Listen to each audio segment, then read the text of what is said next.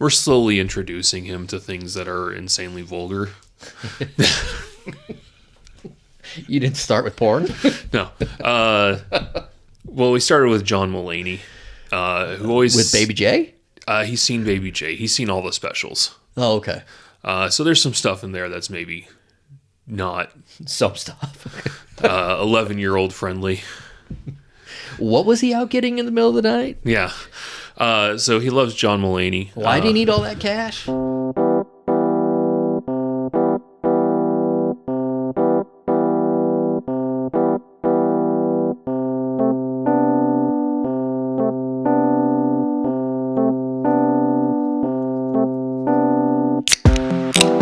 It's the #1 comedy podcast based out of Gretna, Nebraska with a red-haired host. This is Laugh With Me, a podcast with Jeremy Odom. I'm Jeremy. And this week, we got a good one for you. The Academy Awards will be handed out to Hollywood. Hollywood's finest, that is. This Sunday, Grant Pearson, one of my best friends, also the resident movie expert of the podcast. You've heard him on the show before. You've heard about his gigantic DVD collection. Get your head out of the gutter, guys. And he saw every single film that is nominated for Best Picture this year at the Academy Awards. And we're going to talk about the films. We're going to break them down. We're going to talk about some of the other categories as well. And then, there's a lot of riffing. I'm just going to give you up front right now. If you enjoy hearing a couple of guys talk about movies and one of the guys continues to go off topic, this podcast is going to be for you. I don't know that it's medically been diagnosed that my brain just goes in random directions, but I'll tell you what, in this conversation with Grant, I could not stay on task. I don't know what it was. And it wasn't like absurd, it wasn't like I was doing it on purpose. It was just I went where the conversation went. And I definitely had some, let's just say I had some opportunities staying on topic. But it's a lot of fun. I had a lot of fun. Grant did as well. You've seen him nowhere. You've heard him on a past episode of Laugh With Me. This is one of my best friends. This is Grant Pearson. He really wants to watch Deadpool, and I'm like, dude, no. You don't think he can handle Deadpool? He doesn't like gore that much, and there's a lot of blood in Deadpool.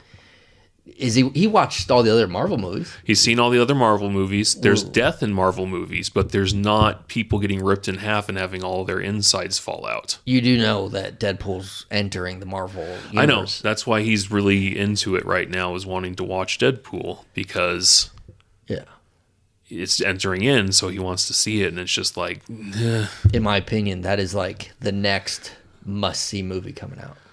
Yeah. I have no interest in Dune 2. That was the big one now, is Dune 2. And then after that, I have no idea even what...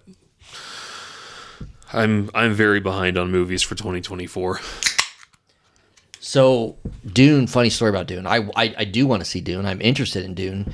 But Braden just started reading the book. Oh. So, I was like, oh, well, when you're done with the book, we'll watch the movie. Yeah. And he's only like halfway through the book. It's been weeks and weeks. And I'm like, dude, where are you at? Because, Dune 2 just came out and everybody's talking about it. I'm like, I feel like I'm so out of the loop on the Dune. And I don't know nothing about it other than people love it. So. Yeah. I, at this point, have seen one movie in the top 10. That's it. Wonka. Wow. What have you been doing? Have you seen the Christopher Nolan Batman movies? Yeah. Yeah. I watched those. Oh, okay. I was wondering where you were going with that. Yeah, I've seen Dark Knight. Yeah, I watched those recently. I've been watching the After Midnight with Taylor Tomlinson. Is it good? Some people hate it. I love it. I watch her clips. Yeah. And I watch her stand-up. Yeah. But I have not watched the actual show. I've been watching the show on the what is it on Paramount Plus? Yeah. I don't watch it live because that's late. It's after midnight. So I watch it about as much as I watch James Corden. Yeah, which is I only watched Carpool Karaoke. So Well, there's no carpool karaoke on After Midnight. yeah, sadly. Yeah. No, I enjoy it. So shout out to After Midnight. You should go check it out. It's finding its groove.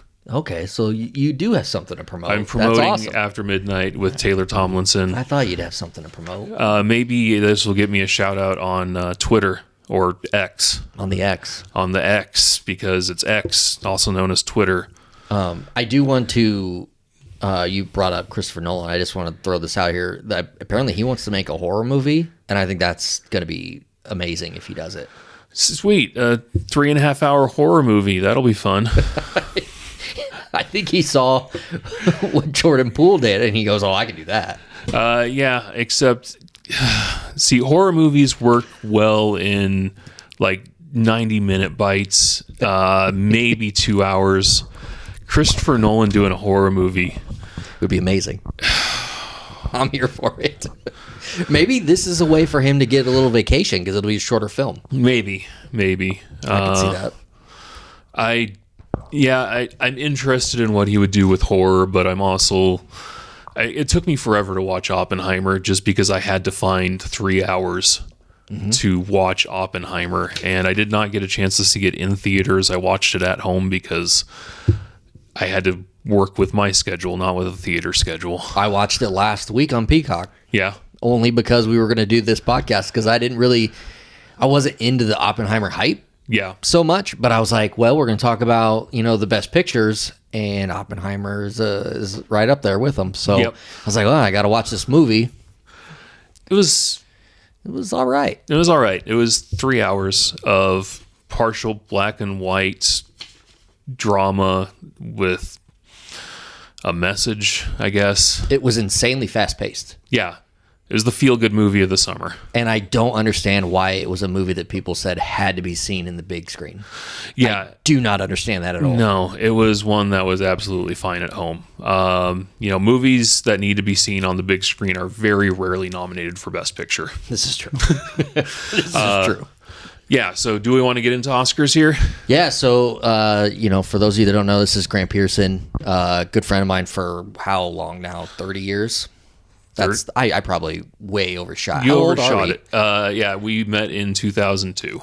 Yeah, in college. So he's been on the show before. He was actually the first in-studio guest we've ever had on Laugh With Me. He's back. He has seen every Best Picture nominee this year at the Oscars. Almost seen them all. He's here to talk about them. But he's my movie expert, and it is the week of the Academy Awards. So let's get into it. Best Pictures. So I saw almost all of them, and that's that's on me for not getting to all of them. There's two that I did not see.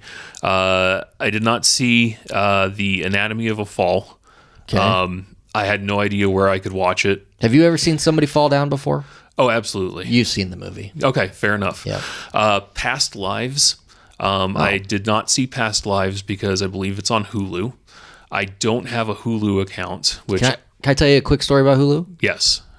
During Christmas, they had a special where you could get Hulu for a year for $1 a month. I got it. Nice. Yeah. If I only knew that movie was on there, I would have watched it before this. Oh, nice. But I believe it's on Hulu. I'm like 90% sure it is.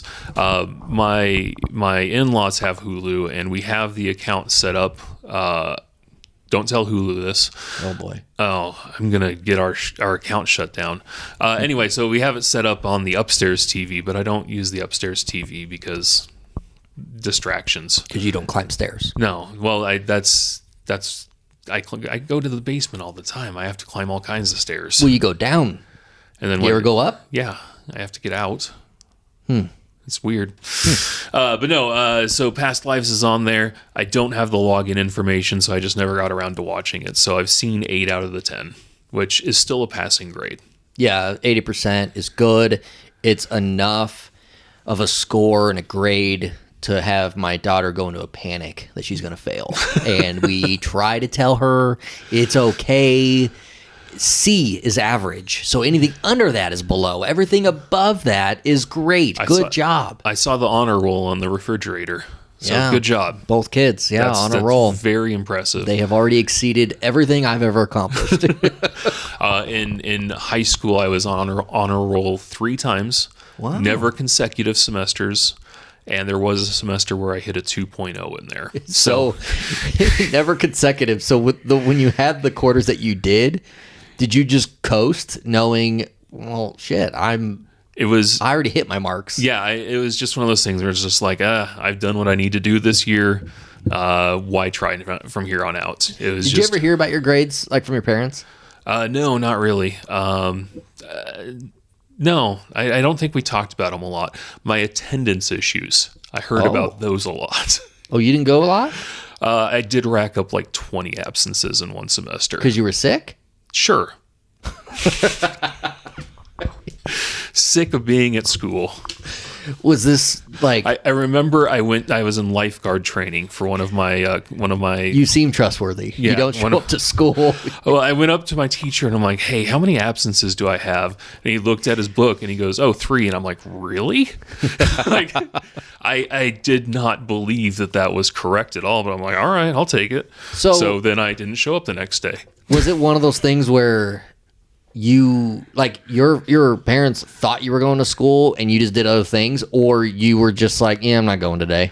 I skipped random classes. It wasn't like a whole day thing usually. It was more like, I don't want to go to math today, so I'm going to go hang out in the band room or something like that. Oh, so you were at the school. Yeah, sometimes. Or else I would like take a longer lunch or a early lunch or things like that. I was a great student, Des. That was the good old days of you could just hang out in the school where you're not supposed to be. Yeah. And no one questioned it.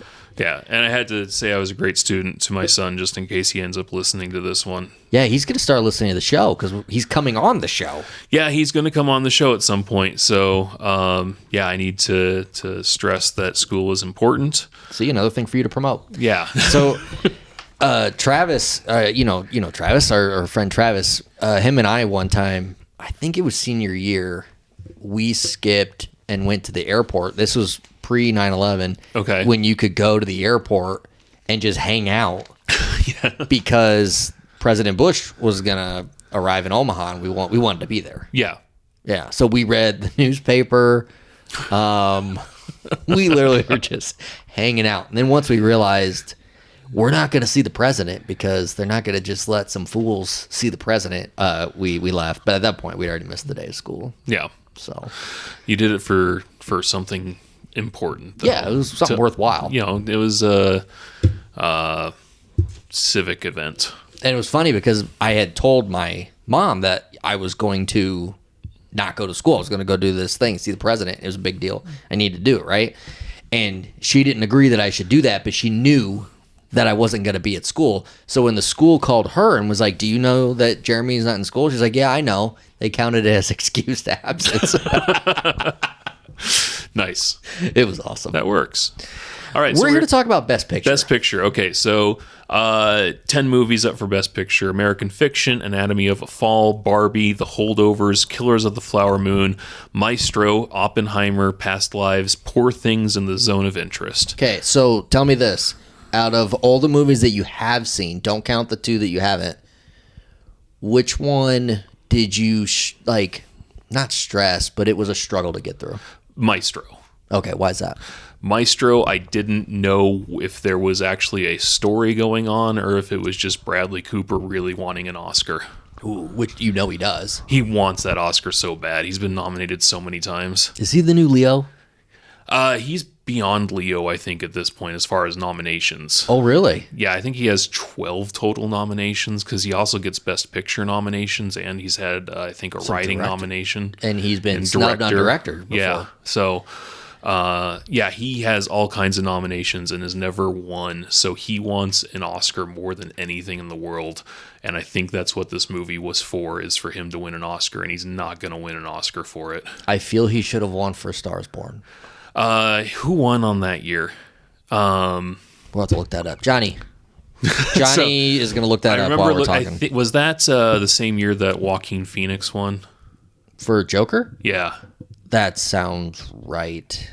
I mean, if you play Joker, you win. Yeah, that's pretty much, unless you're Jared Leto. Which, by the way, I love his version of the Joker. What is your beef with Jared Leto's Joker? The same beef that everybody has, where it was terrible and should not be a thing that happened. But we're going to go ahead and move past that.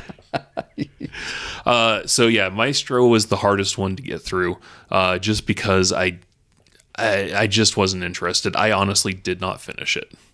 Really? Which is a rarity for me. It was the easiest 2 hours to just look at my phone that I've ever had. The performances in there, Bradley Cooper did a good job, but Carey Mulligan, she did fantastic. I think she acted circles around Bradley Cooper. Not to say Bradley Cooper did a bad job, but I'm just saying she did an amazing job in there. But that was not enough to carry it for me. So yeah, that was the biggest struggle. So, are you a big scroll on your phone during the movies guy? It depends on the movie. If I'm at home, sometimes there are times where I'll just put a movie on in the background. But if it's a movie that I haven't seen and I want to watch, then I won't scroll on my phone. So, but there are times where I'm just like, I want to have some background noise, and I'll put on, the Equalizer or something in the background where I can pay attention here and there, and The Equalizer? just some sort of action movie. That's a fantastic movie. It is a fantastic movie, and I've seen it a few times. Have you seen all of them? Yeah, What's your favorite one? the first one. Over, hold on. Johnny's going to give us 2019. Oh, this makes sense. He lost to Rami in that's the one. Bohemian Rhapsody. That's right. And he was on a tear winning awards for that movie, which I'd give it to Bradley Cooper. I would give it to Bradley Cooper over Rami Malek that year. I think Lady Gaga should have won too. Yeah. Man, she wants one bad. She does want one. That's why she's playing, Harley Quinn? Yep, she wants the EGOT. Yep. All right. All right, so Equalizer. I think I'm with you on the first one just because it was a good story. It was original, and then then when you're continuing the story, it's not original anymore. But man, I was into every single one of those movies. I was into it, what was going to happen. I think the third one was the next best, and then the second one. That's how I would go in the ratings of Equalizers. Yeah, I could see that. So hopefully there's more. Yeah, but I don't think Equalizer is up for any awards. It's not. All right, so we talked about Maestro, which probably will take home some awards. I don't think it's going to take home any awards. Really? No. But this is your opinion, or are you just gauging? My opinion, and just based upon everything that's out there, I don't think Maestro is going to hit anything. Okay. That's fair. I think Netflix is going to be at a loss on that one. So, Maestro, Killers of the Flower Moon. What are your thoughts? I liked Killers of the Flower Moon. Definitely one of the top movies for me out of the year. I did see it in theater. I did not have to leave the theater to go use the bathroom or anything. It was a 3.5 hour movie. I managed to stay sitting the whole time. At your age, how? I'm the same age as you. But I'm just saying, it's one of those things where it was engrossing the whole time. The 3.5 hours for me did not feel like 3.5 hours. The performances were great. The directing was great. Everything about it it hit for me. Well, it's a Scorsese movie. It's a Scorsese. Well, to be fair, The Irishman did not hit for me. The Irishman won him awards. Yeah. I have not watched The Irishman strictly because of how long that movie is. Yeah. And that's the same thing with this one, where I was a little skeptical going into it, but I went into it and I ended up loving it. So I think that is, if I had to rank movies for this year, which is honestly very, very difficult for the Best Picture nominees, out of the Best Picture nominees, that was number 3 for me. Okay. All right. Don't tell us one yet. How'd you feel about the rest of the picks? The rest of the picks, you want me to give you my ranks? Or Start at the bottom. Start at the bottom. Okay, so the bottom for me, number 8, would be Maestro. Okay. did not do anything for me. Should we put Maestro below even the two films you didn't see? Yeah, well, let's go ahead and do that. We'll put that at number 10. That sounds good. Then we'll do Past Lives and Anatomy of a Fall at 8 and 9 interchangeably because you didn't watch them. I didn't watch them, so that's my fault. I heard they're good. I have heard that they're good. They're nominated for some awards. Yep. Yeah. So, controversial pick for me to be this low, but the Zone of Interest didn't interest you, huh? It did not. I think the subject matter that it covered was very, very important, but it just was not something that captivated me the whole time. If the Zone that the movie was about was like Weezer, would that interest you? Would you have cared then? I might have cared more, but I mean, it's a Holocaust movie. Oh, yes. All right. So I love bringing Weezer into Holocaust topics. It's little known fact is that's what Island in the Sun is about. I heard that as well. That's why I brought it up. Yeah. No, I mean, so I think that it's an important topic. I heard Rivers was on Schindler's List. Yeah. Damn it. No, I mean, it was a good movie, but it just wasn't. If I was going to choose a movie that covers that subject better, Schindler's List was, is a masterpiece. It's a masterpiece for it. Zone of Interest, though, had some really good performances. It just was, I don't know. And that's the thing is I really liked the theater that I went to go see it. It's an independent theater in Des Moines where I live, and I really liked the theater experience. Just what's it called? It's the Fleur Cinema. No free ads. I don't know why you did that. No, yeah. I'm kidding. Fleur Cinema. Yeah. I never saw a movie there. Is it nice? It's good. It's old school seating, so it's not the stadium seating, and they have tubs for the popcorn, and it's that old feeling of going to a movie. And I really liked that, and I felt it was a great environment for that movie. It just didn't hit me. So okay. After that, it got really, really hard to rank like numbers 3 through 6. Mm-hmm. These are honestly very interchangeable. Okay. Number 6, though, I put The Holdovers. Okay. I think the performances in the movie were great. The story was good. It was funny at times. It was dramatic at times. And honestly, I did really like it. I don't know why it's necessarily at 6. Like I said, between 3 and 6. Well, they're interchangeable. They're mostly interchangeable. Out of the list of Best Picture movies, of the ones that I haven't seen, The Holdovers is the one I want to see the most. Yeah. Number 5, then, I put Barbie. I think Barbie was probably a more rewatchable movie. Well, yeah. Than some of the other movies that there are.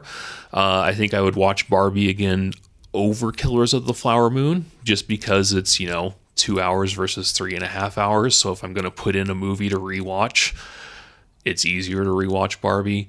I'm going to go on a limb and say it'll be the only movie that's in the Best Picture nominations this year that will have a sequel.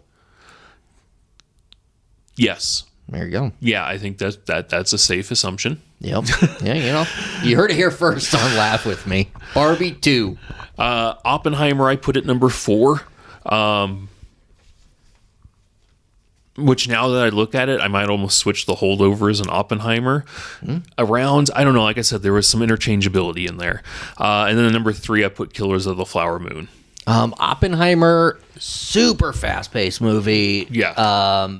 Not something I felt like I had to see in theaters, but it was good. It was good. I'm not knocking the movie. It was just, I'm never going to watch it again. Yeah, I think that everything that went into the movie was great. I think that everything that happened in the movie was pretty much perfectly done. Yep. And Christopher Nolan, incredible director, always gives you the goods. All the actors in the movie were great. They put on probably career best performances for some of them. Yep.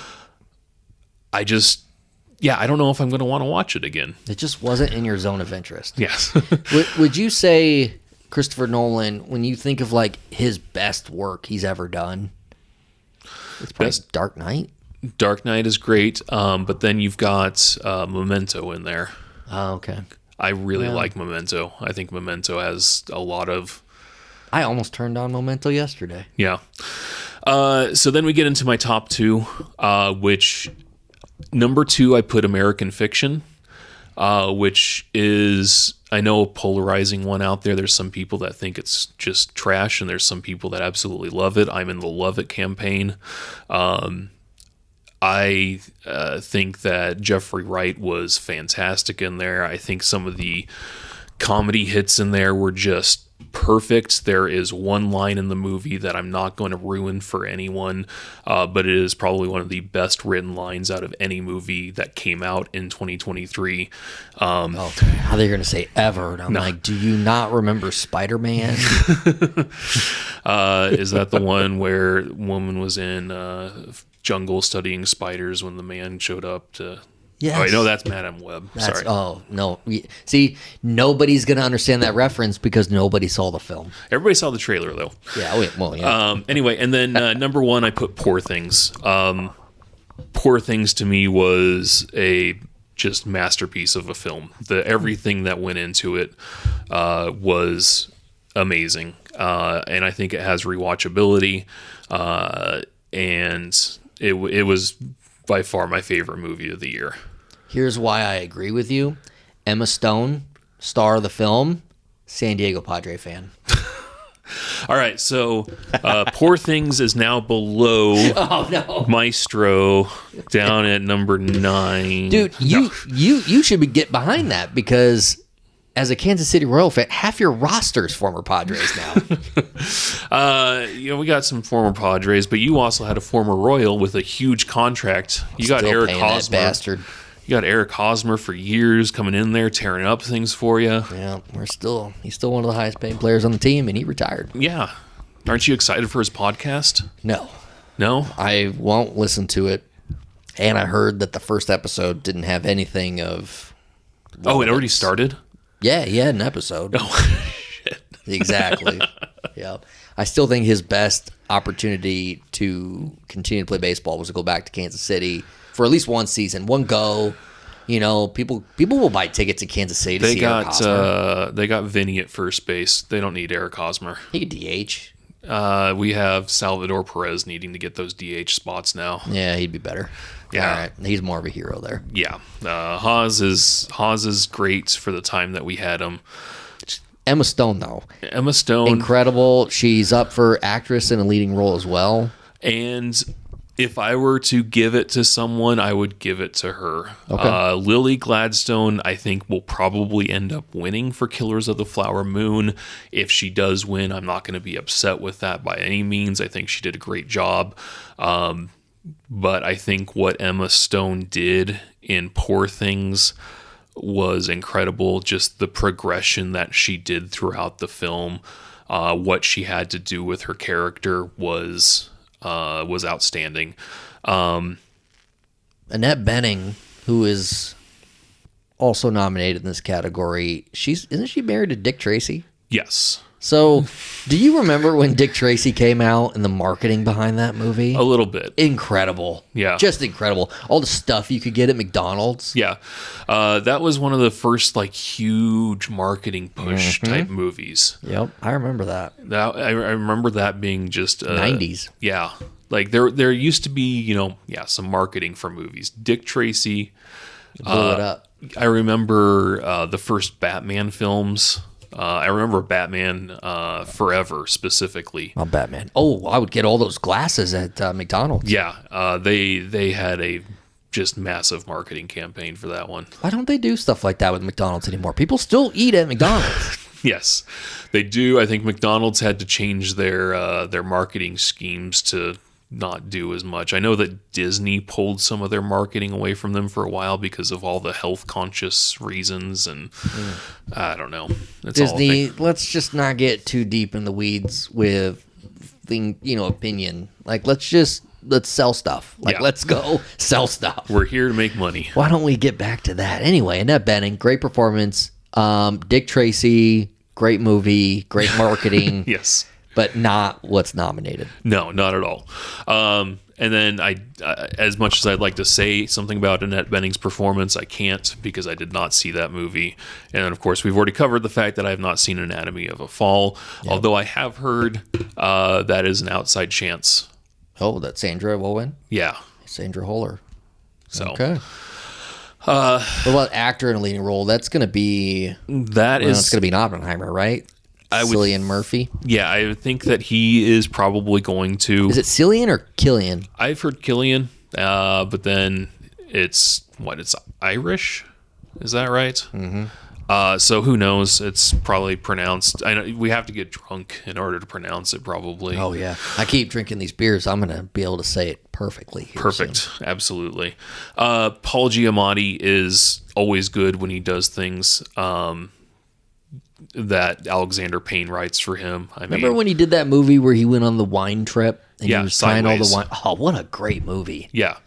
Remember that time he was in that Ben Affleck movie, Paycheck? Hey, yeah. I bring that up because the other night I was scrolling through stuff on, I think it was HBO Max. And you saw it? And that was on there. And I'm like, I'm going to put this on in the background. I don't remember much of this movie. It's incredible. It was, I didn't need to remember much of that movie.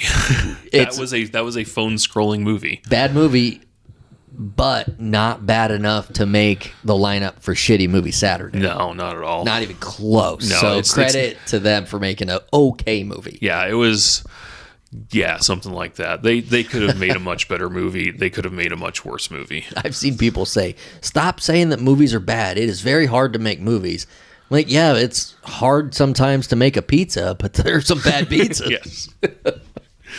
And then Jeffrey Wright for American Fiction, I think, did a fantastic job. He's a great actor. I think that he has. I don't think he's going to win, but if he won, I would be happy. So not Bradley Cooper for Maestro. If he wins, it's because people want him to win, so he stops trying to win. I would think that's the only reason why. I mean, that's what happened with Leo.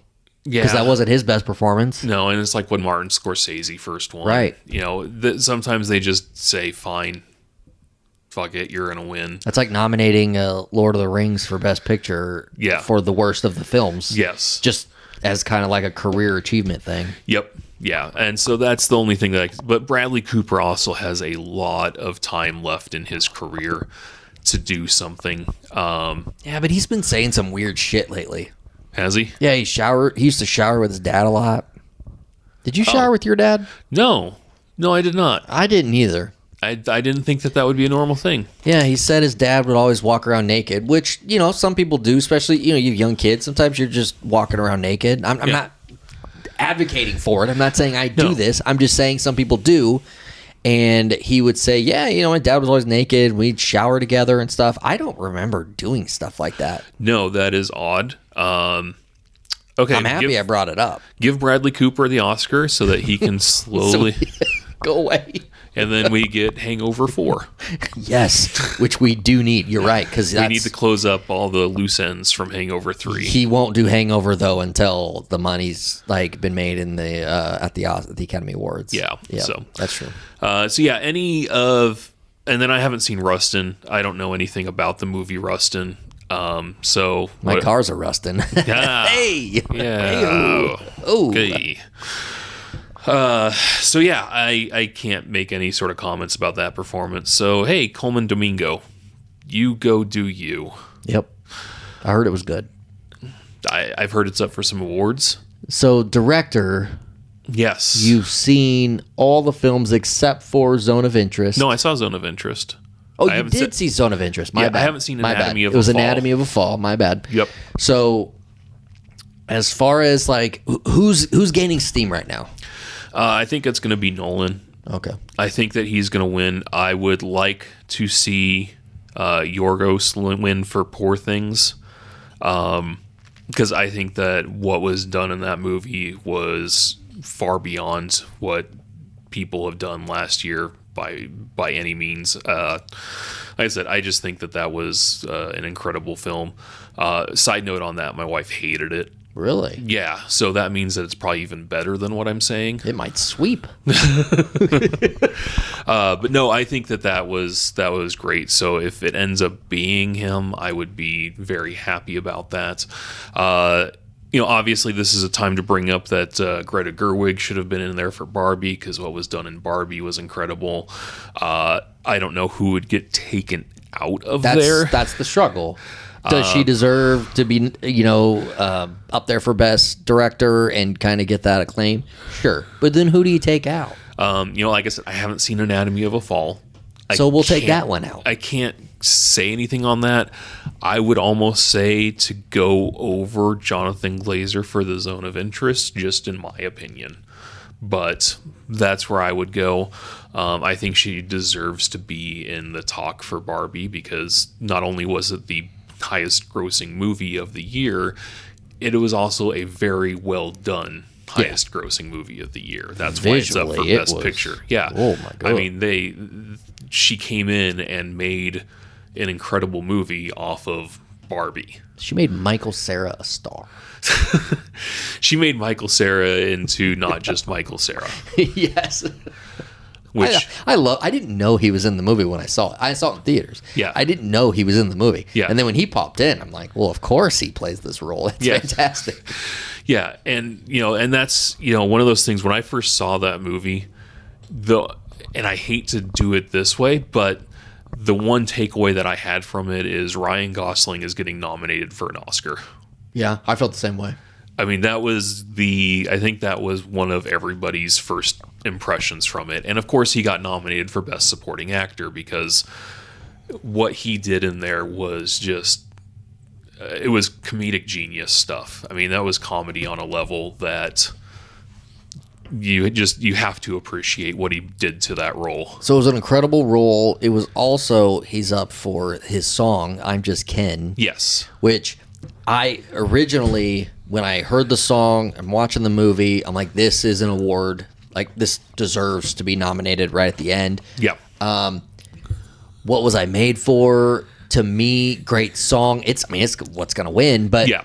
I didn't feel like it should. I felt like I'm Just Ken was more picture perfect for the movies. Yes. I also thought Peaches from Super Mario Brothers got snubbed. Peaches was a fun song. I think Jack Black did a good job with that. He did an incredible job with that, and it deserved to be recognized. It still blows my mind that it's not nominated. I think that What Was I Made For, like as you said, that's going to be the winner. Yeah, it's winning. It's Billie Eilish. She wins everything, and deservedly so. She's very good at what she does. She is. I'm Just Ken, though, it's a perfect song for what that movie is. When people 10 years from now think about Barbie movie, they're not thinking, what was I made for? Yeah, exactly. So, it's like people forget that Garbage did a theme song for a James Bond movie. That's true. So, it's one of those things where, what's going to be remembered most from the movie, and I'm Just Ken is something that became something. I think I just, for original song, I'm still kind of like hurt that MGK hasn't been nominated for some of his original songs for his movies, like Good Morning. You know what? That was a classic. You know what? I haven't heard anybody say lately. What's that? Where's MGK been? No, people say it all the time. I say it almost on the daily. I don't think anybody has said it recently. I wonder what MGK has been up to. Well, I don't think I've heard anyone say that. You're about to find out. What has he been up to? Is this the segment of the show? Yeah.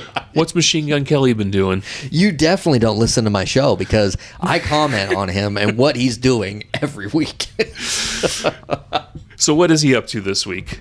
Is he writing an album? Is he making another movie? He just released a single, and he has a new album coming very soon. I literally look at singles charts every week. Do you look at rap? He's rapping again? He's rapping again. Oh, God. Where's Eminem when we need him? Put him out of his misery. Oh, we need him to get it. What genre is he going to be shamed into next? I'm looking forward to finding out. MGK doing some country? You know what? Beyonce's doing it. Beyonce? So I think it's opened the doors for everybody. Oh, is like Taylor Swift going to do country? She might go back. I mean, Post Malone, he's doing some country stuff. And it was awesome, wasn't it? Yeah. Yeah. So, I mean, it was cool. Anything can happen. Well, now that Beyonce, it's funny because Hootie has been doing country for years. Yes. And award winning. Yeah. And people are like, look what Beyonce is doing in the country community. And I'm like, Hootie's been doing this forever. Yeah. Darius Rucker. Oh, yeah, he's a name. Well, he's always Hootie to me. I mean, even Aaron Lewis from Stained, he's done some dabbling in the country. The band Lit did a country album. Band Lit did a country album. Did you listen to it? I've listened to some of it. Well, you really should listen to it all. It's pretty good. No, it's okay. I listened to some of it. I was reading a list on Reddit the other day of 0 out of 10 albums. You know, like everybody's like, what's a perfect 10 out of 10 album? And this was a 0 out of 10 albums. I forgot about Lit's country album. No, I would not give that a 0 out of 10. That's not fair. There was a couple songs in there that I like. The rest, yeah, I'll stick to what I like. But their latest album, it came out a couple years ago. Tastes Like Gold. Tastes Like Gold wasn't bad. It's for me top 10 album of my personal choice. Yeah. Like I would listen to that if I only picked 10 albums I ever listened to forever. It's one of them. See, I think it was better than View from the Bottom. Yep. I think it was better than their the self-titled. Oh, and I love that one. But it is better as a whole. Yes. Yeah. It's not as good as A Place in the Sun. Probably not. But for where they were at in their career. I guess from where they were at in their career and where I'm at in my life as a fan of them and just kind of be able to listen to those songs and kind of relate to them. Yeah. It to me is better, but it's tough to say, oh, it's better than A Place in the Sun when you have My Own Worst Enemy, which is an all-timer. Yeah. Now that we've not gotten off topic at all yet, I was listening. So there's this on Spotify. There's this DJ option. Have you ever used that? I've seen it, but I haven't done it. So there's this DJ option where it'll play groups of 5 songs that have something to do with each other, or an artist you've listened to a lot recently. Yeah. And it brought up, it's oh, you had a couple months ago, you had Sublime as a top artist, and I'm like, I literally didn't. And so it played me a block of Sublime songs, and I'm like, there might have been one on randomly, and so I just skipped through a bunch of them. Nothing against Sublime, but no, I'm not going to listen to 5 Sublime songs in a row. Sublime or Sublime with Rome? Sublime. Okay. Yeah, the actual Sublime. But regardless, I'm like, no, this isn't happening. And then it's we're going to play you some 90s grunge, and I'm like, okay, I can deal with that. Sure. Green Day came on first with something off of Dookie. And I'm like, okay, that's not quite there. Moved on to Our Lady Peace. Just not 90s grunge. Went on to Weezer off of Pinkerton. That's as grunge as it gets. That's the closest it did. And then it had Lit, My Own Worst Enemy. Ugh. I'm like, you're definitely failing on this one. Why don't they know what what grunge is? Yeah. Spotify failed hard on that one. I'm not going to sit here and tell you what all is grunge and isn't grunge, because it's up to interpretation on certain things. They did not play grunge. Speaking of what is not grunge, did you see the Rock Fest that's going to happen at Offutt Air Force Base? No, they're doing a Rock Fest at Offutt Air Force Base. May 10th. It's for their 100th anniversary. May 10th. Everclear, Hoobastank, and Fuel. Free show. Incredible. May 10th? May 10th. That is... it's a Friday. Okay. I like Everclear. I do like Everclear. We've seen Everclear 100 times. The last time we saw Everclear was a little rough. Yeah, it was. Art. I love Art. I think he's written some great songs. Incredible. Some old-timers. As we know. You get old sometimes. You get old. He has MS. Yep. That affects his performance a little bit. Mm-hmm. So, I feel for everyone out there with MS. So it's one of those things where it's I'm happy that he's continuing to do it. Do you ever sometimes when somebody has something, you're like, well, that sucks. That sucks. That's obviously not something I wish upon you. Yeah. But it's it's not really my problem. Yeah. How's your Crohn's doing? Sucks. But I don't expect you to care. You know what I mean? Like, I don't expect people to be like, oh, man, and staying up all night thinking, like, I hope Jeremy's okay. I do have a question. So, you know courtesy flushes? Yes. So, like, what's the most amount that you've ever had to give in one sitting? What are you talking about? Like, you have your situation going on with Crohn's. I imagine sometimes you're sitting there and you're like, this deserves more than one. Oh, so you're saying if I've had to do multiple flushes? Yeah. I've done 2. That's it? No, because I shouldn't say never. I rarely have those situations where I'm in a position where I should courtesy. If I'm at home, I don't courtesy flush because it's just me in my home. Yeah. Well, I suppose there's the people who would be coming in after me. Yeah. But I just assume that they're not doing that. And I don't give the flush. But if I'm somewhere else, Yeah. and you're in a position where courtesy flush might save you some grief, then yeah, I have done 2. Okay. I just wondered if it's like one of those things where like you're sitting there for a while and you're like, okay, I did one, and you're like, well, maybe I guess it's time for another one. I have. I mean, this happens often. I'm having a situation. I go.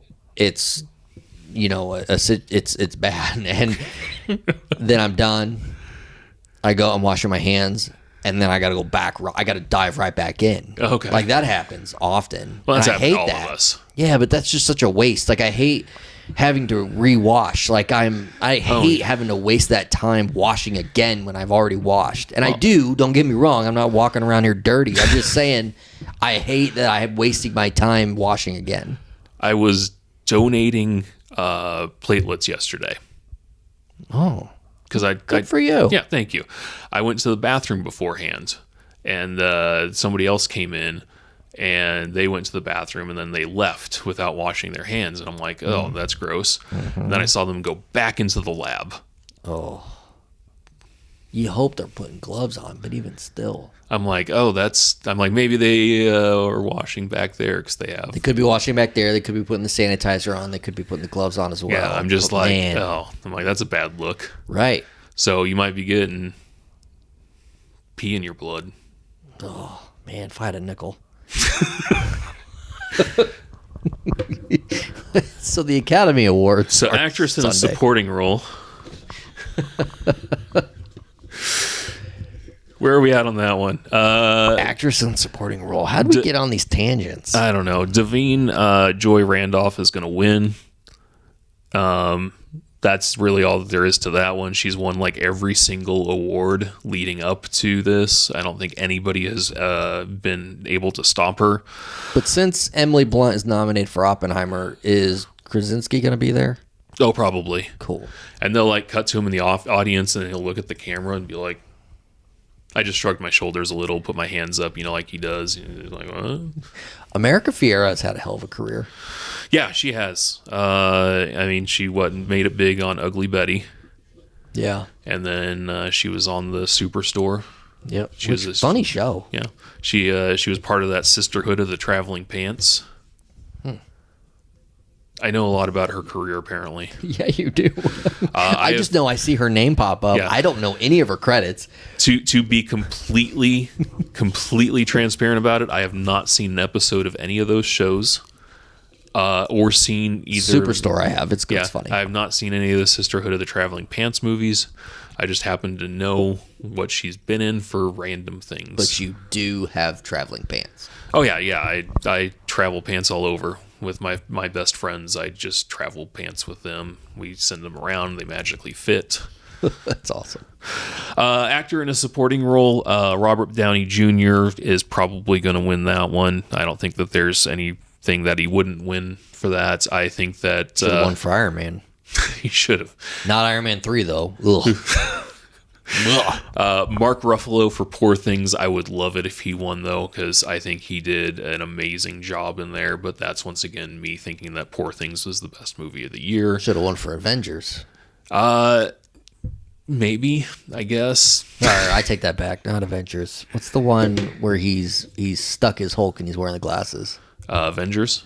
Yeah, what a great movie. I think that's the last Avengers.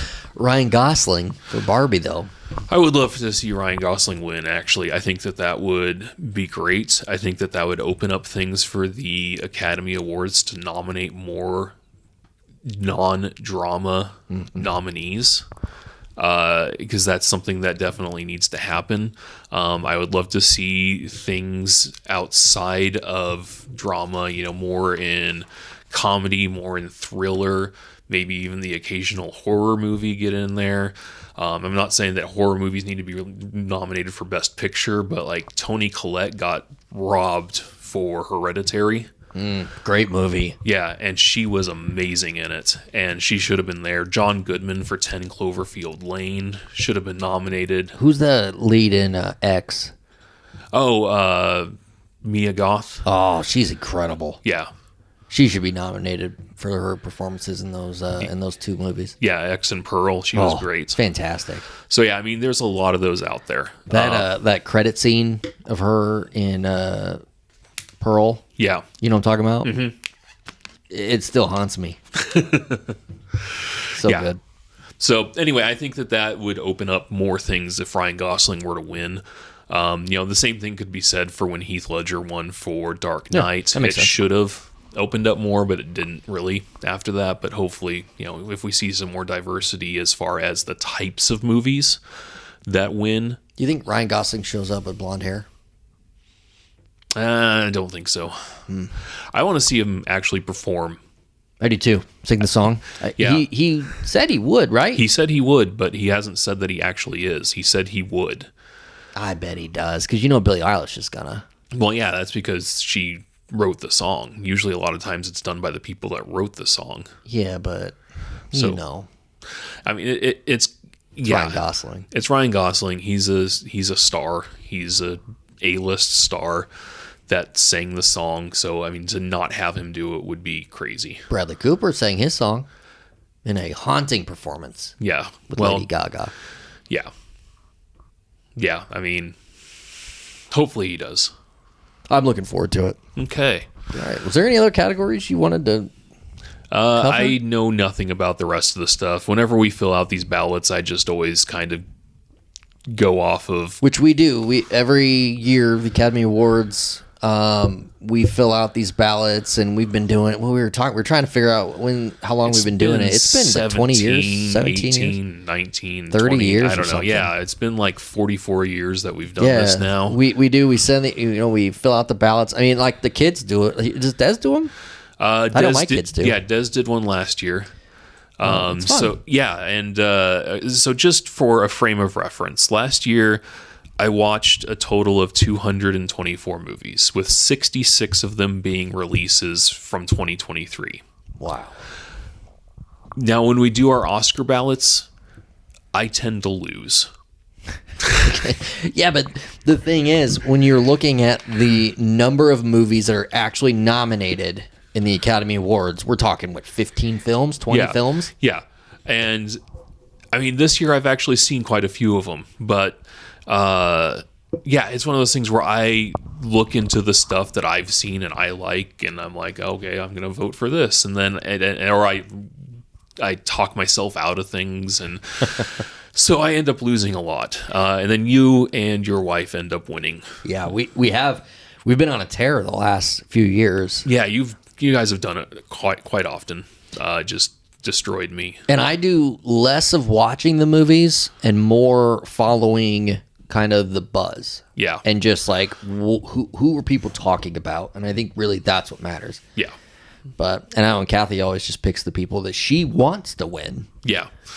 Which is not always the one who wins. Nope. So I don't know. All right. Well, that's the Academy Awards. I'm looking forward to the show. Jimmy Kimmel's hosting. He's always funny. Absolutely. He was there for one of the biggest, talked about moments in Oscar history when he didn't read the wrong winner, but Dick Tracy did. Yes. And back to Dick Tracy. Yep. He said the wrong winner for Best Picture. That was big. He wasn't there for Chris Rock. No, that was Amy Schumer, Wanda Sykes. They blew it. Yeah. Wow.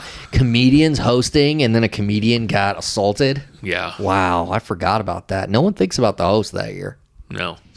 Yeah, it was them two, and then I feel really bad about forgetting about who the third person is. You shouldn't. I'm picturing her. I just can't think of the name. See, this is what I'm talking about. You feel bad about this, but you don't feel bad about people that have diseases.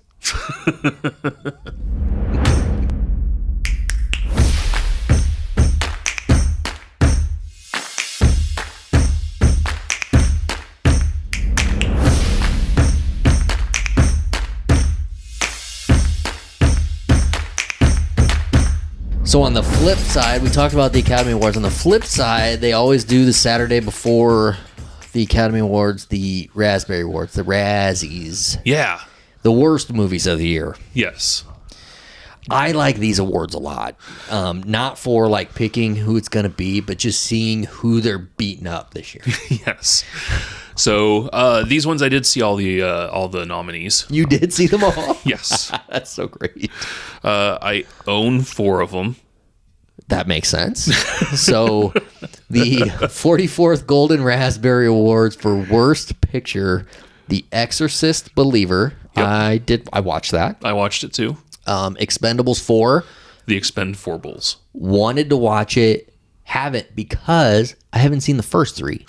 So I felt like I needed to see the first 3 in order to know the story in the 4th one. No, not at all. Okay. Meg 2. Yeah. Loved it. Okay. Saw that in theaters. Shazam! Fury of the Gods.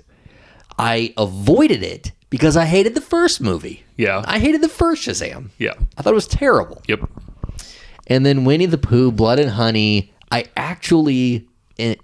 wanted to see this movie. Yeah. And I didn't even finish it. Yep. I got halfway through. So yeah, so the Razzies have a tendency to pick on the highest profile terrible movies from the year. So these might not actually be the 5 worst movies from the year. There are definitely some movies that came out that were worse than that. They're movies that are like big budget, yeah, big so like eyes on them. This year, Madame Web is going to be nominated for a Razzie. It's going to win a bunch. Yeah, it's just going to be there, regardless of anybody that likes it or not. It's going to be there. We know that already. I said big eyes on them. Like, are we talking to like people that are like bugging? Yeah. Out of the 5 in there, as you said, so Winnie the Pooh, I did make it through. I didn't watch it until it was nominated for a Razzie. Oh. Because I'm just like, I have no interest in this. The second it was on Peacock, I was in. Yeah. I wanted to see this movie. And it was bad. The sequel, because they're making a sequel or have made a sequel that's coming out. It's going to be in Fathom event for a couple of days. The sequel actually looks like they got a little bit bigger budget. Well, it should. It did business. It did business. It had interest because of what it was. Yeah. So I think they got a little bit bigger budget, so it might actually be a better film. But I think it's still going to be terrible. So for people who don't know why this is a big deal, so Winnie the Pooh, whoever owned the trademark, let the trademark run out. Yeah, it entered public domain because after so many years, things become public domain. And then you're able to do whatever with the characters. So it's kind of the same thing is happening with the Steamboat Willie version of Mickey Mouse. It's not Mickey Mouse itself, but it's the Steamboat Willie part of it. And they can make movies now based upon Steamboat Willie using whatever means they want. And so, of course, there's horror movies coming out for that. That will undoubtedly be really bad. And made nominees for Razzies. So it's got a terrible mask for Winnie the Pooh and Piglet, because Piglet is featured heavily in the movie as well. It looks like it was made in somebody's backyard. Yeah. And they don't speak. No, not at all. And like... Well, from what I saw of it. Yeah, I think Pooh says like 2 words. It's just... And it's with these people making... Like, horror movies, you make bad decisions. These people make worse decisions than a normal horror movie person does. They just make no sense whatsoever. And it's just it isn't enjoyable in any sense of it. There's even a camp version of it, like, you know, the campiness of it you would think would be fun, and it's not. That's why I thought it would be good. Yeah, Like, I was expecting like a cult classic, yeah.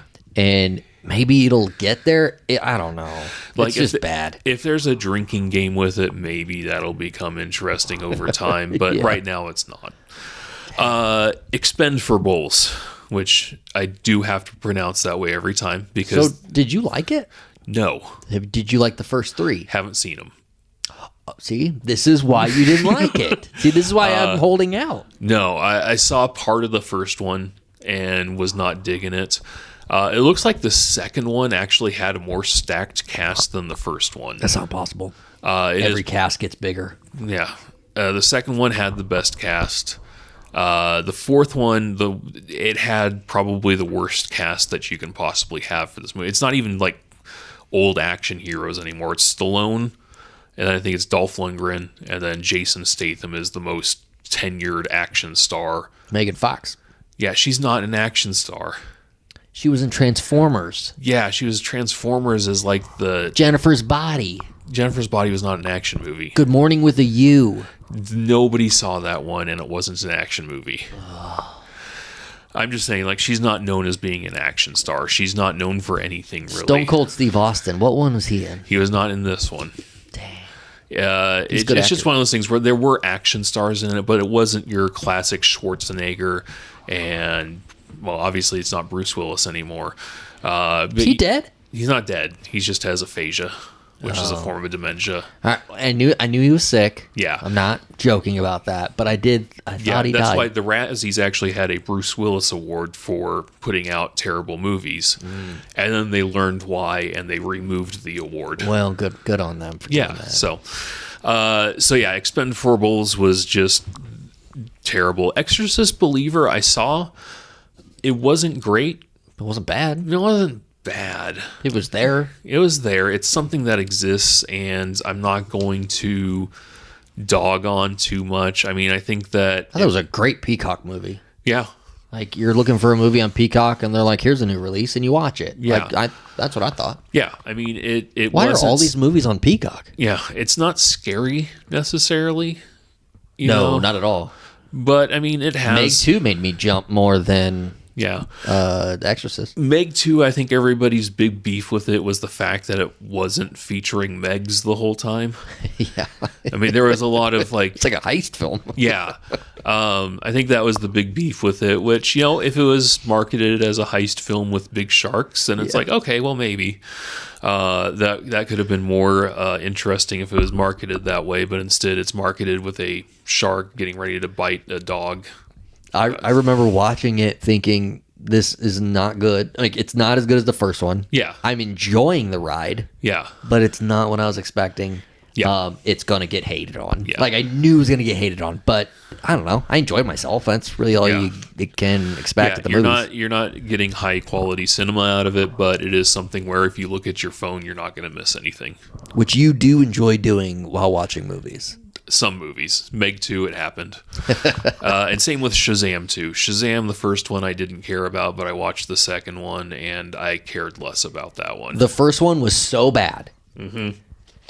And it was the ending that did it for me. The Yeah, ending gives them, All superpowers. there's There's 7 no story. Yeah. See, here's the thing with the second one. Spoiler alert. First of all, it's terrible.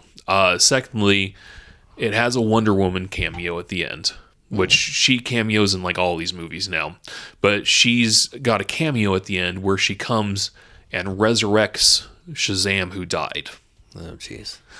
Like, they kill him off and then bring him back. At Easter, right? Yeah. Yeah. Ridiculous. But yeah, they bring him back to life, and it's just like, when did Wonder Woman have this power? Yeah, I don't remember that in the comics. Yeah, I mean, I won't say that I read every Wonder Woman comic that there is, but I don't think that was a thing. As somebody who did. So Shazam 2, honestly, if I had to pick my least favorite movie out of all of them, it would probably be Shazam 2 and then Expendables. So I'm going to rank them as well because I have seen a good number of these movies. Shazam's at the bottom. Didn't watch that one, but I just know it's bad. Yeah, it's going to be there. So it's at the bottom. Winnie the Pooh next to last. It was just trash. It was trash.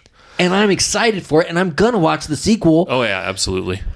But it was bad. I'm going to do then... I'm going to give credit to The Exorcist and wait. Expendables 4, I haven't seen it, so I'm going to put it there. And then Exorcist... and then Meg 2 at the top. Yeah, I would say Meg 2 is the most enjoyed entertaining. Meg. Like, I was entertained. 5. Yeah. Out of the 5 of them, Meg 2 is the best. Exorcist was the next best. Winnie the Pooh I'd put in the middle, but that doesn't mean that it's good. I just liked it more than Expendables and Shazam 2. Right. Well, we don't have to break down the actors, but I just want to give a shout out to Vin Diesel, who got nominated for Fast X, worst actor. If he's nominated for worst actor in Fast X, he needs to be nominated for all the Fast films. He plays the same role in all of them and does just as good a job. Yeah. And I'm not saying he's award winning, but he lives that role. Like, that's him. Yeah. And it is perfect for that movie. And if you're going to nominate him for that, you got to nominate him for all of them. Did you see Fast X? I did. Yeah, it was not good. Like, Fast X, I think, should replace like Exorcist or Meg 2 on there. I'm surprised it wasn't nominated for worst pick. Like, normally, I'm not gonna lie, I like the Fast and Furious movies. I love them. I mean, they're not high quality cinema, but they're big action pieces, and they're entertaining with that. But Fast X just, I don't know. Jason Momoa came in, and I thought he was fun. Yeah. But then they just ruined every other character. They just switched around what they can do and what they can't do. They went to space in number 9. What are they going to do beyond that? That, man, I remember before 9 came out, there was like a joke, like a meme. Somebody who knew that they were going to space made, and I'm like, oh, well, they're not going to space. That's stupid. And then they went to space. And they drove through a satellite in space. And I totally, like, I can believe that The Rock, with his hands, can shift a torpedo or a submarine or whatever it was, off its track. Like, I can buy into that. I can buy into their cars dropping out of the sky and landing exactly where they need to land. Like, there's things I can buy into. Man, going to space was tough. But that was tough. But the more we get from that movie, and you see the crazy fools that go to space now, maybe it's believable. I don't know. At the time, though, it sure didn't seem believable. No, it was pretty crazy on number 9, and then I think that just ruined things for Fast X, and now it was left on a cliffhanger. Yeah. And who knows when the next one's going to come out. So these movies, this is where, like you said, it's not like great cinema. I don't think it's not supposed to be. No. It's the big, popcorn, like big summer movie to go watch.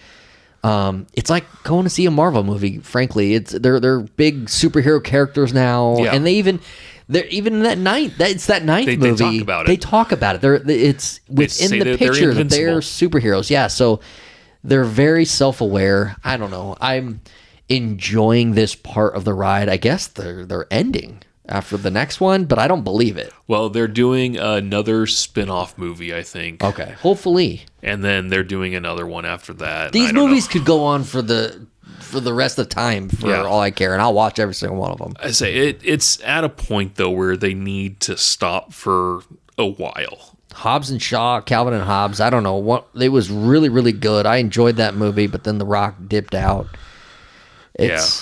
I don't know. I enjoyed it. That's the thing. Vin Diesel is incredible. He's in his mid-50s now. He's getting to a point where at some time he has to realize that he needs to maybe slow down and not make as many action movies. He hasn't joined the cast of Expendables yet. He has not. So he has time. Yes. So we got that going. I'm just saying, he's got to slow down on the Fast and Furious movies. Speaking of, well, we didn't bring up Jason Statham, but speaking of Jason Statham, he was nominated for Worst Actor for Meg 2. He was pretty bad in that movie. I think he was there to have a vacation and Yeah. make money. I think it was the Adam Sandler idea for him was just, hey, I get to make money and go somewhere tropic. And Because I generally think his, like, Crank 2, yeah. some of my favorite movies. Oh, yeah. They're Very rewatchable. Yeah, he has made some fun action movies. Like, and he's, I don't know, he's a good actor, too. Bank Job was great. Fake Job, yeah, honestly, name a movie he's in. I love it. Meg 2 wasn't it for him, but No, it was not. I don't know. But- Worst actress, though, Megan Fox. She's also up for Worst Supporting Actress. She's up for Worst Actress in Johnny and Clyde, which I didn't see. No, I have not. I didn't And know it Worst was a Supporting movie that Actress, existed. Expendables 4, which I didn't see. But I'm going to give her the benefit of the doubt and say she was really good in it. Expendables 4, she was actually terrible in it. Okay. Jennifer's Body, I'm going to give some credit to it. That was actually a good movie. Very good movie. It's one of those movies that's kind of starting to get some traction behind it from people. It's available on Max. So she played her character very well in Jennifer's Body. She was actually, it's like, oh, she has some acting talent. Expendables. Sorry, I almost said it wrong. You said it wrong. She was terrible. Yeah, it was not good. Megan Fox, incredible in Transformers. She was definitely in Transformers. Incredible in Transformers 2. She was definitely in there. I'd love to see her in a Jennifer's Body 2. You think we'll get that? Well, apparently there is a Jennifer's Body universe. Okay. I'm here for it.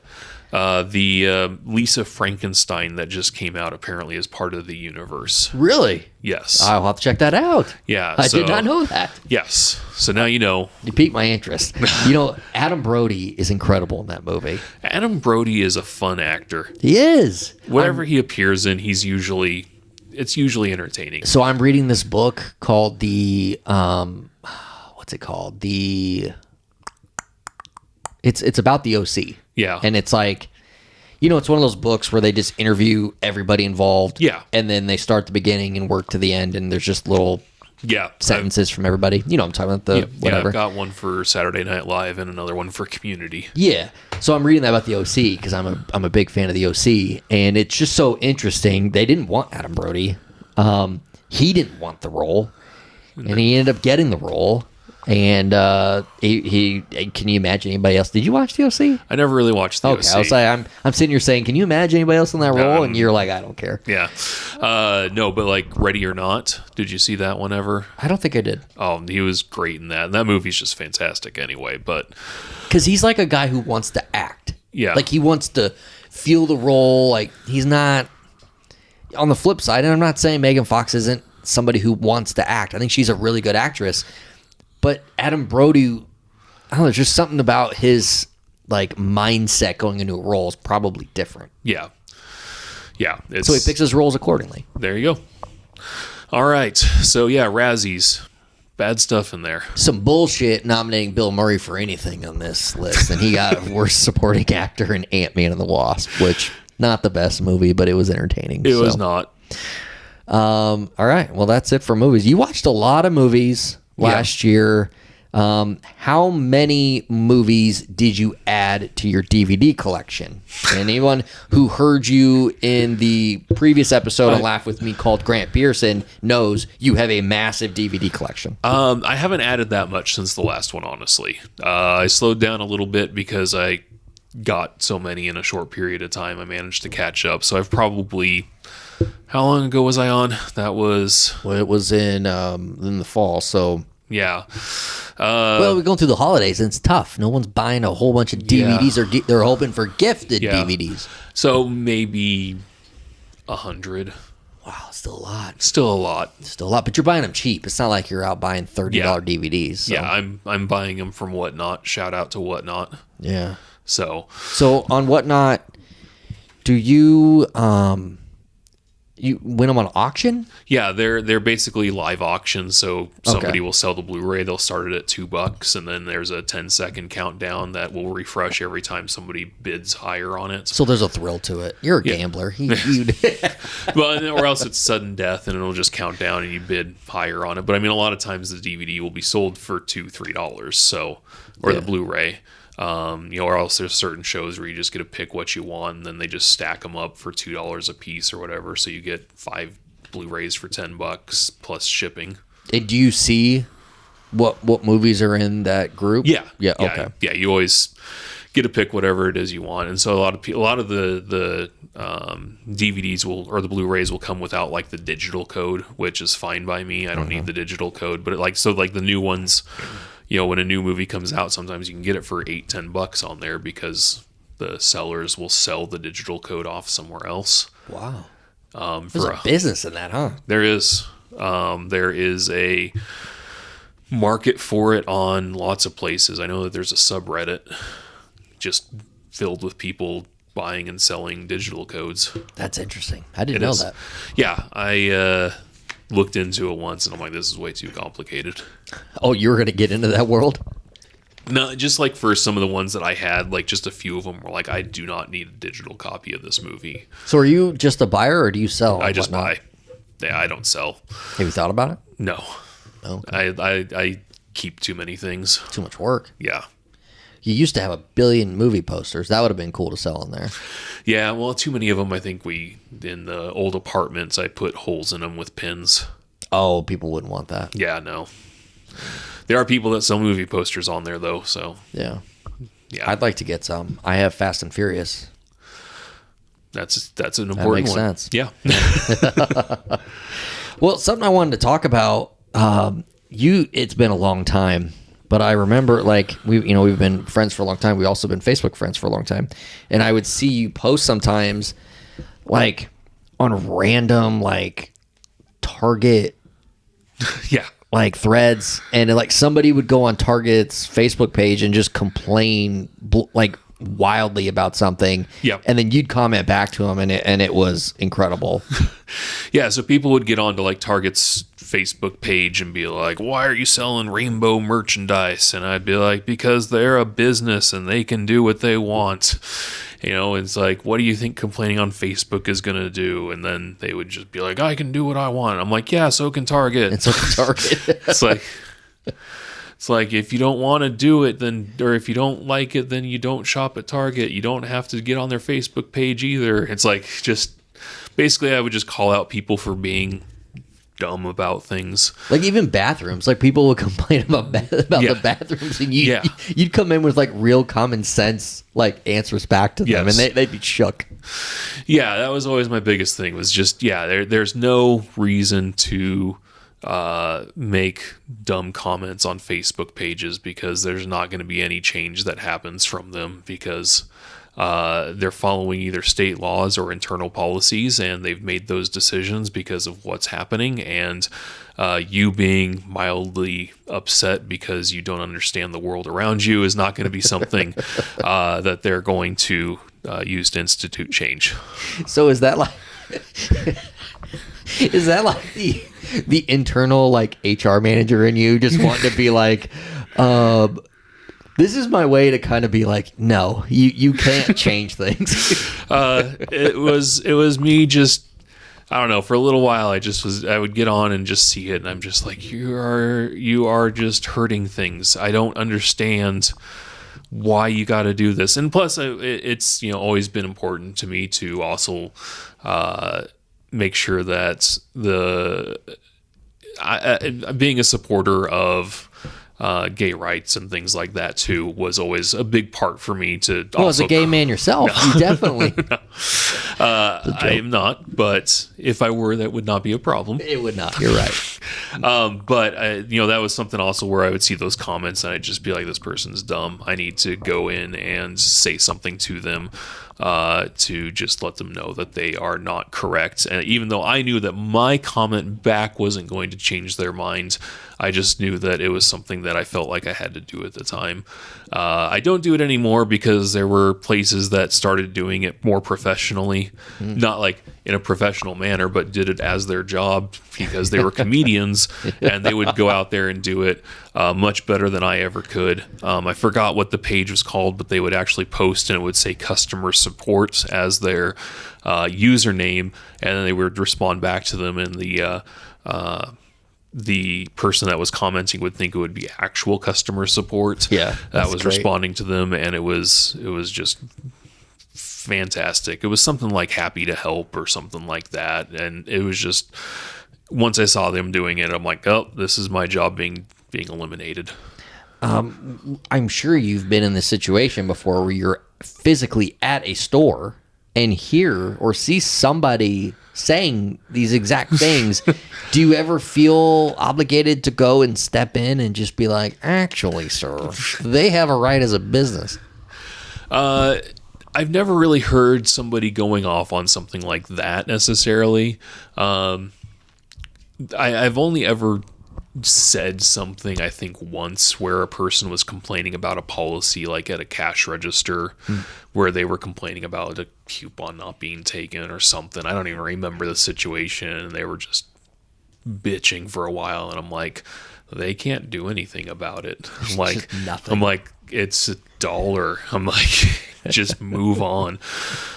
They weren't happy that I decided to step in either, but I'm just like, we have things to do. Who's the bigger jerk? The store that couldn't figure it out, or you stepping in and being like, it's $1? It's probably me in their eyes, and it's probably me in my eyes, but I'm just like, we got to get going. Did you bring that pencil with you? No, that's your pencil. Wow, I didn't even know I had a pencil. Yeah, you have a couple upstairs. Oh, wow.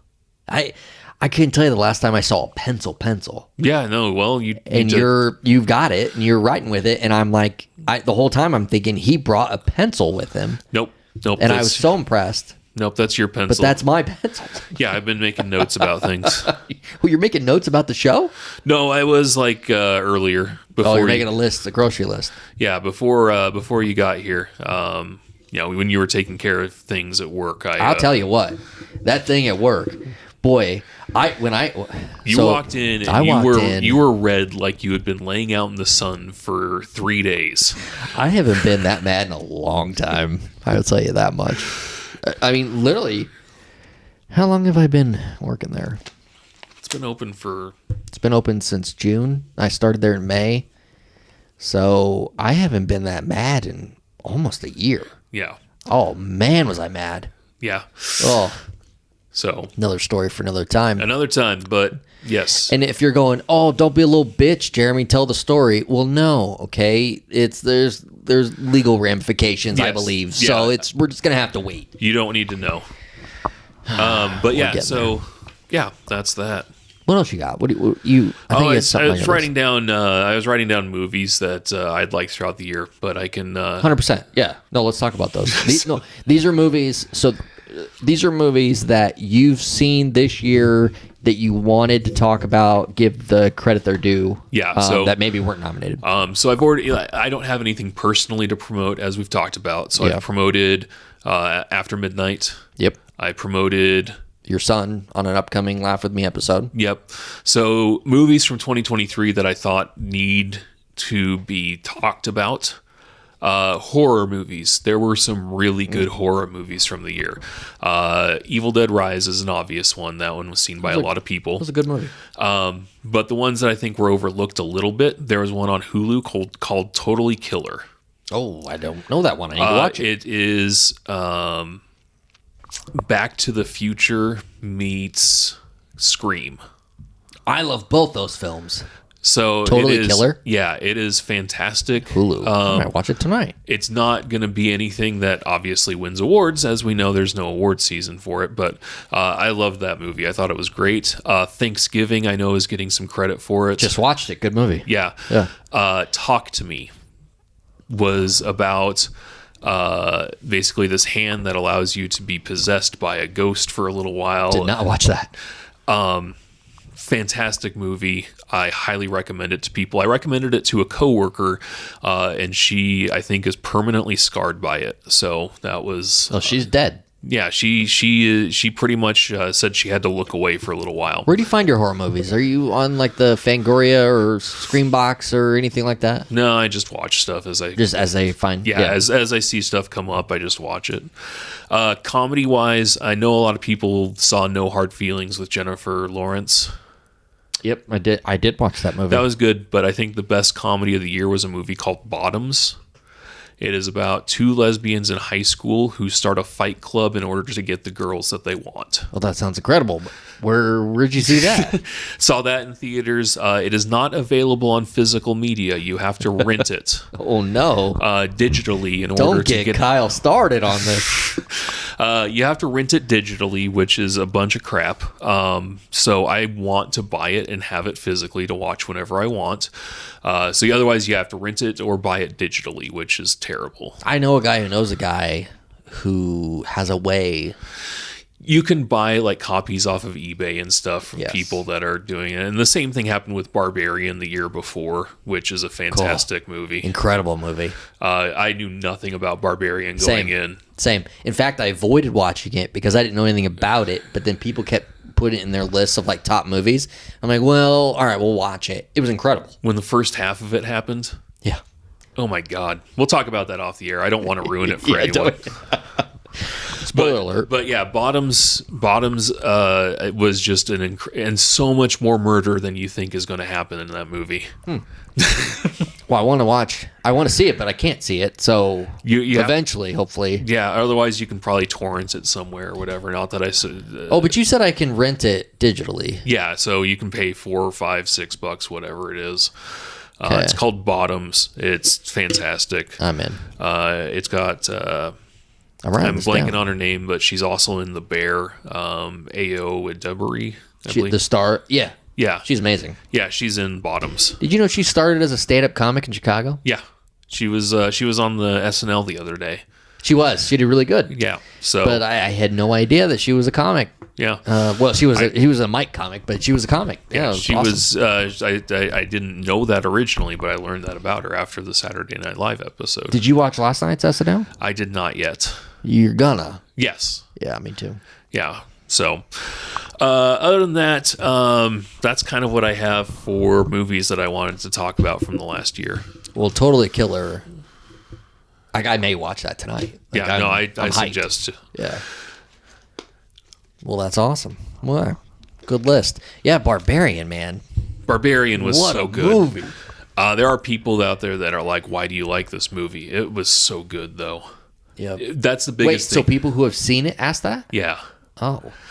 I think it's people that knew about it going in. If you know nothing about it going in, It's amazing. It's so much better. Same thing with Talk to Me. The less you know about it going in, the better it is. That's the one with the hand. Yeah. Okay. Yeah, and I didn't know anything about it other than what you just told me. Yeah. So And that is so good. And you can buy that somewhere. Okay. It is available on physical media. Wow. But yeah, so those are the movies from the last year that I think also deserve some attention. There's, like I said, I watched a bunch of movies. I didn't see all of them, obviously, because there's hundreds and hundreds of movies that come out, and I didn't touch on a lot of them, but those are the ones that I don't necessarily think flew under the radar, and other people did see them to some degree, but more people need to see Bottoms. That was my favorite comedy of the year. No, I'm going to check it out. What about movies like this year? Not ones that you've seen, but is there anything that you're looking forward to seeing? Anything And I know you didn't prepare anything for this, but No. Deadpool and Wolverine, I know, is something that... I'm personally really looking forward to that. yeah, I like the Deadpool movies. I like Hugh Jackman as Wolverine. I think it's going to be good. He was made for that role. He was made to play P.T. Barnum. Yeah. I love him. Greatest Showman. I need a Greatest Showman sequel. Give me all the sequels just for the money. I want the cash grab Showman. Yeah. The P.T. Barnum way. There is the sequel, or not the sequel, the remake of Don't Tell Mom the Babysitter's Dead. No way. Yeah. I love the original. Yeah. That could... That's a remake I can get behind. Yeah, it could be good. It could be terrible. But that's the thing. The original's good, but it's not so good don't touch it. You know? Like, let's give me another one 30 years later. I love it. There is The Fall Guy with Emily Blunt and Ryan Gosling. That'll be good. Yeah, that's just obviously going to be good. The Quiet prequel. Oh, yeah, A Quiet Place prequel. That's going to be good. That will be good. There's a horror movie called Tarot that is going to possibly be terrible. I love it. And so I am looking forward to that. I look forward to terrible movies, like terrible horror movies, more than I should. I love watching the worst horror movies that can possibly happen, with the exception of Winnie the Pooh. That was bad. But I'm looking forward to the sequel to it. Are we going to get the Community movie? Sometime. Not this year, though. No, I would. It's going to happen, but I don't know when. I'll probably watch Top Gun Maverick another 10 times this year. I love that movie. I just watched Scott Pilgrim for like the 100th time on Saturday, so that's my go-to. I saw that soundtrack on vinyl the other day at Homer's. Oh, really? Yeah. What about there's the new Sonic the Hedgehog coming out at the end of the year? That will be good. Jim Carrey's so good in those. Yeah, he is. I thought he retired from acting, though. He did, and then they probably were like, money. And he's like, okay, fine. He's like, okay. For the kids. For the kids, of course. There's 2 movies that I am not looking forward to, but also that means that I am.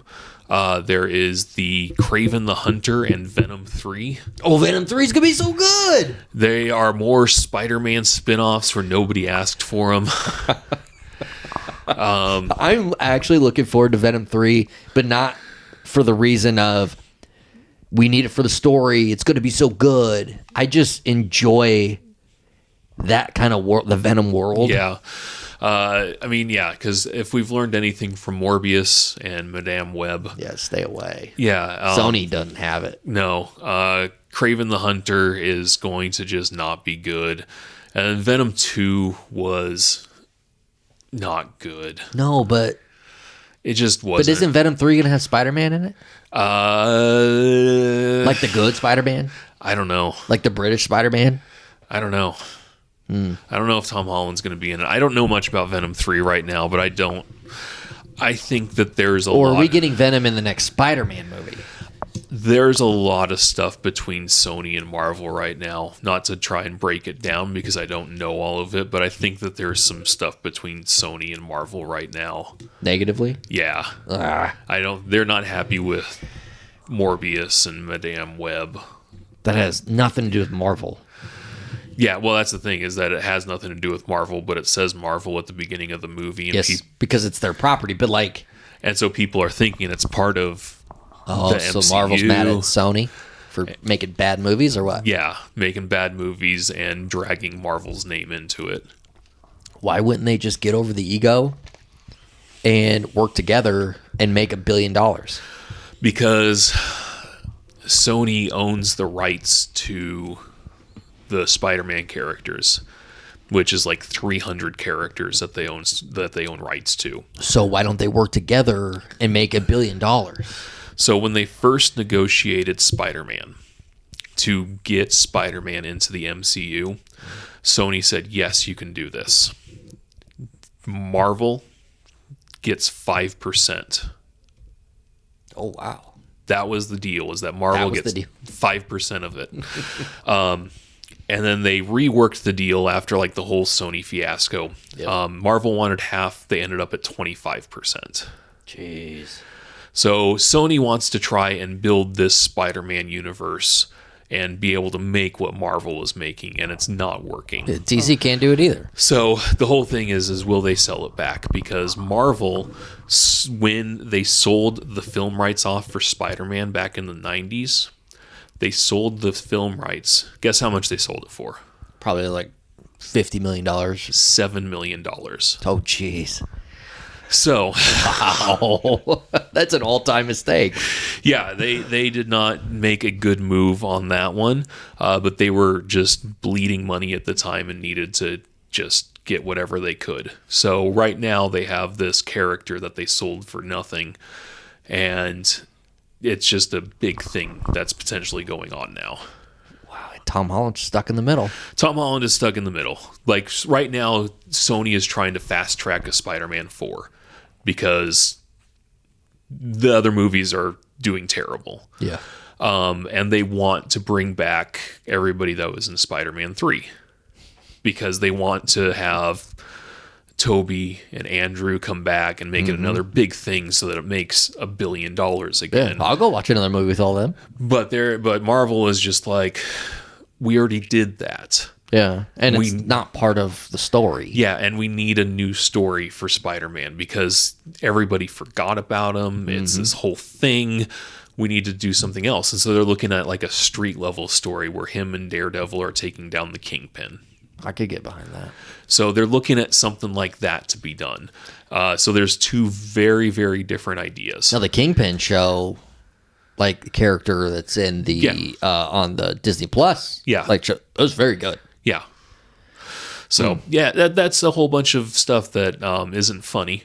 So not funny at all. No, so sorry for the laugh with me, all the exposition on, on Sony Marvel, but frankly, a lot of the stuff on Laugh With Me isn't very funny, so that's okay. But you've learned something about stuff that I know about for some very random reason. Well, I like it.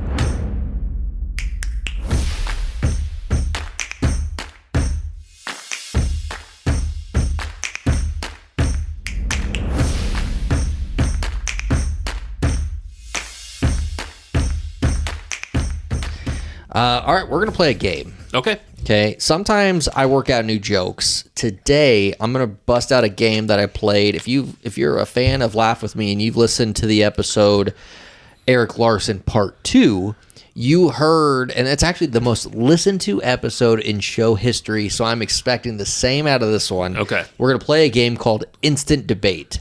So I'm going to give you a topic, and then you have to give me your very best way of telling, like, debate. So you're going to tell me why it's true. Okay? So I'm going to give you a topic. This is right off the dome. You're going to tell me why Jared Leto is peak Joker. Go. So Jared Leto is peak Joker because what he did was get inside the mind of the Joker. He spent all this time looking at the Joker and saying, what is making him tick? He sat there and said, you know what? The Joker is the kind of guy that would send used condoms to people. The Joker is the kind of guy that would separate himself from everybody on set and act like an asshole. That's what the Joker would ultimately do, is everything he could to become the worst at what he does. So did Heath Ledger do those things when he was Joker? No, not at all. Oh. So Jared Leto was like, the Joker that I know would be the absolute worst Joker. So did Jared Leto ultimately win because he lived? You didn't think about that, did you? Well, in The Dark Knight, he wins. Or he lives. I'm talking about the actor. Oh, fuck. Yeah. Well, I mean, and Jack Nicholson is alive. Yeah, that's true. He was a hell of a Joker. But you're telling me why Jared Leto's the ultimate Joker. I'm saying that he's the ultimate Joker because he did everything he could to be the antisocial guy that... this is a really hard one because I fucking hate Jared Leto's Joker.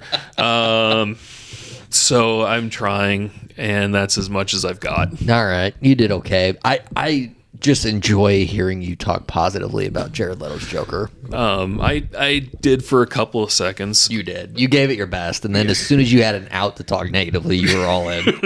Okay, second. You get one more. Okay. Give me your best pitch on why The Suicide Squad deserved its Oscar.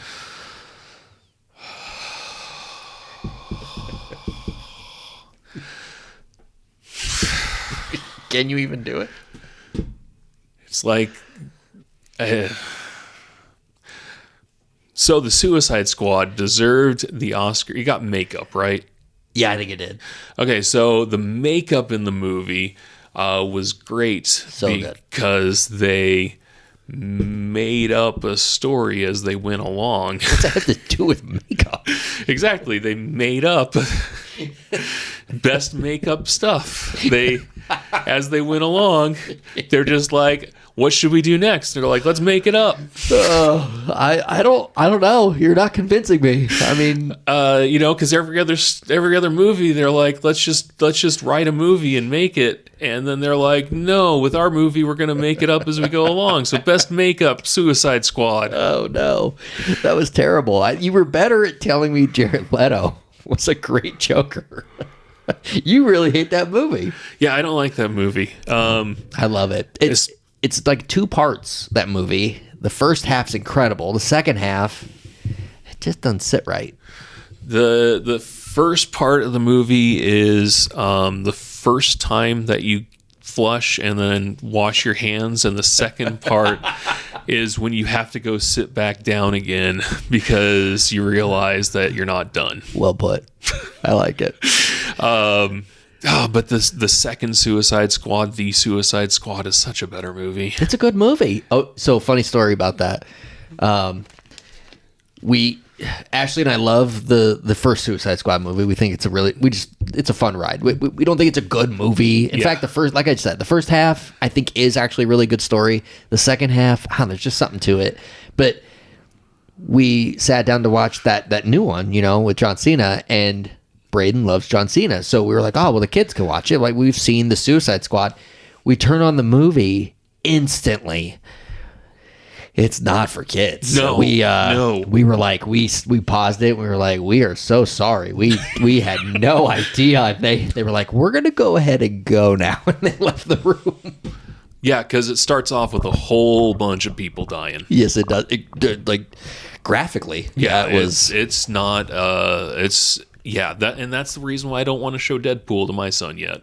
See, and I don't remember Deadpool being that graphic. It's pretty graphic. The very first scene is on the bridge. I know the language is out there in the sex on the bridge. And stuff. He shoots through 3 people's heads at once. He does do that. And he gets shot through the arm, and he looks through the hole as it's healing.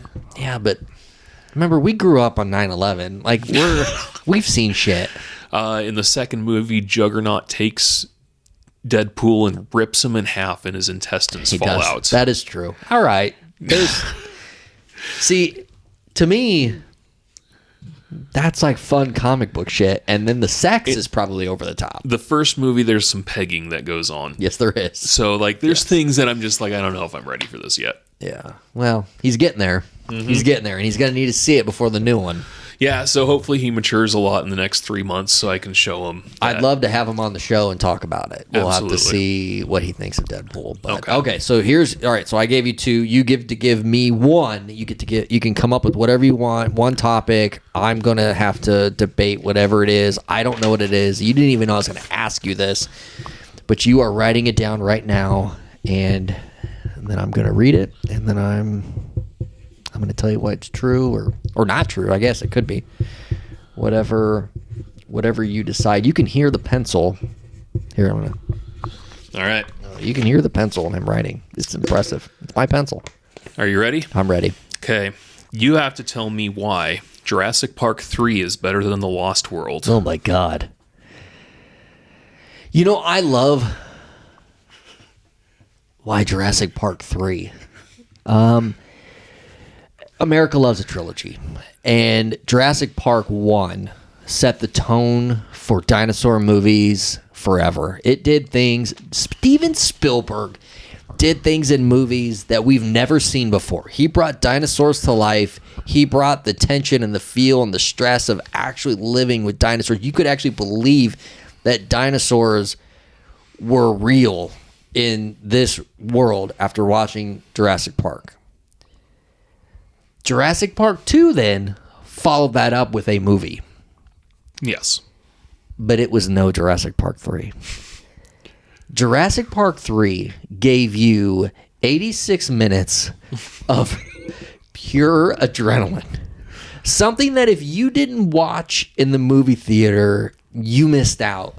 Because not only were the special effects not on par with 1, and that was on purpose. There's budgetary reasons. But America loves a trilogy. America wants that third part of telling a story. Was I right on the minutes? 92. Oh my God, I'm so close. Incredible. It's so short of a movie. It is. But you don't like, it doesn't feel like a short movie when you're watching it though. Because it just, everything's happening so fast and you love it. Who needs story when you're watching a movie, right? Like we just spent an hour talking about the Academy Awards, America's best movies, the world's best movies. And this wasn't one of them. But it was one that definitely deserves to be in the conversation when being compared to other bad movies. And Lost World, definitely one of those bad movies.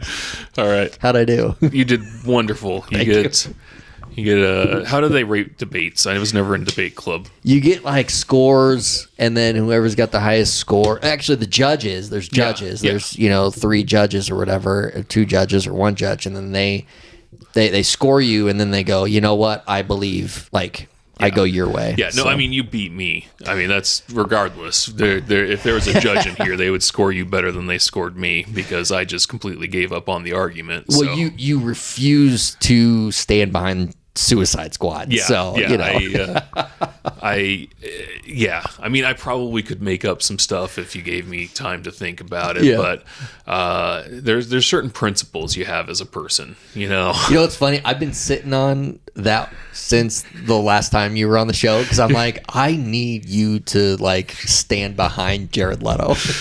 I hate Jared Leto. He was good at the beginning of his career. When he was a musician? Like when he was in, what was I actually watching him in the other day? He was good in something, and then he was in, Panic Room? He wasn't bad in there. And then just have you heard Seasons by 30 Seconds to Mars? I don't think I have. That is the Room of songs. Oh no. In my opinion. It's one of actually no, it's not even re-listenable. It's just it's the maestro of songs. It just tries too hard. Yeah. He wanted to make a song that was going to be catchy and it hit something on the pop charts and it just oh man, we'll have to listen afterwards so you can see what I'm talking about. Yeah, no, I'm down. Anyway, so yeah. All right, so you said you don't have anything to promote, but let's promote it. You got stuff to promote. Yeah, watch the movie Bottoms. Yep. That's a fantastic movie. Watch After Midnight with Taylor Tomlinson. Okay. CBS. It's on CBS after Stephen Colbert. Check out Seth Meyers. Seth Meyers. Yeah, he's online. He does a thing called Corrections, which is hilarious. You're just naming shit now. I got a new TV in my basement. Did you? Yeah, it's pretty nice. So if you ever want to come watch something, I've got a new TV. It's there you go. 4K TV. That's legit. Yeah, that's nice. So yeah, that's what I've got going on. Well, dang. All right. Well, Grant Pearson, thanks for being on the show. Yeah, thank you. We talked about the Academy Awards for a good hour. Yeah, we did. You're going to have to cut this thing down.